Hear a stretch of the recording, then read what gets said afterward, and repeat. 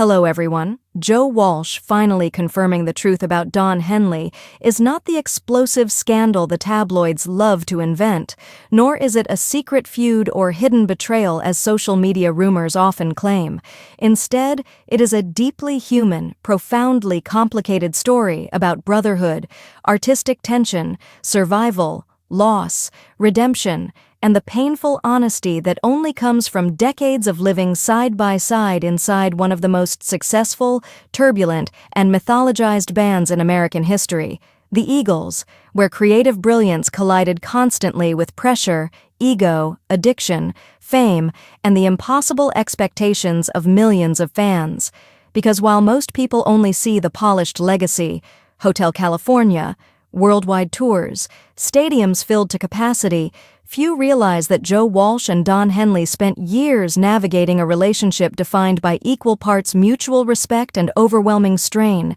a dynamic shaped not by hatred, but by the emotional realities of working in a band where every personality was larger than life and every decision affected the entire machine. And when Joe finally opened up in recent interviews about what it was really like standing next to Henley for nearly half a century, what he revealed was the raw truth behind a partnership that survived addiction, breakups, tragedy, reunions, and the crushing pressure of being simultaneously family and co-workers in a world where one wrong move could fracture everything. Joe admitted that Henley, often portrayed as stoic, controlling, or aloof, was in reality carrying a weight that few understood, shouldering enormous responsibility for the band's creative direction, business management, and emotional stability during years when internal conflict threatened to tear everything apart. And Joe, who battled intense addiction during the group's early days, revealed that Henley was one of the few people who never completely gave up on him,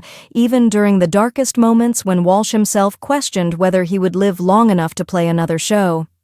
The truth Joe finally shared was that Don Henley, despite his reputation for seriousness and perfectionism, was one of the most steadfast friends he ever had. Someone who pushed him, challenged him, annoyed him, inspired him, protected him, argued with him, and ultimately helped save his life, especially during the 1980s when Joe's substance abuse spiraled to a point where his career, health, and future were in jeopardy.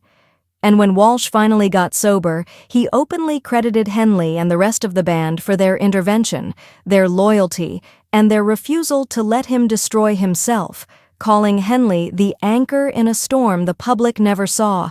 a phrase that reframed decades of rumors about tension between them. But Joe also confirmed something equally important. Their relationship was never simple, and the creative environment inside the Eagles was often ruthless, frustrating, and emotionally exhausting, with Henley's perfectionist streak clashing at times with Joe's spontaneous, chaotic, improvisational spirit, leading to legendary studio disagreements that, in Joe's words, made the music better because we were fighting for the same goal from two different directions.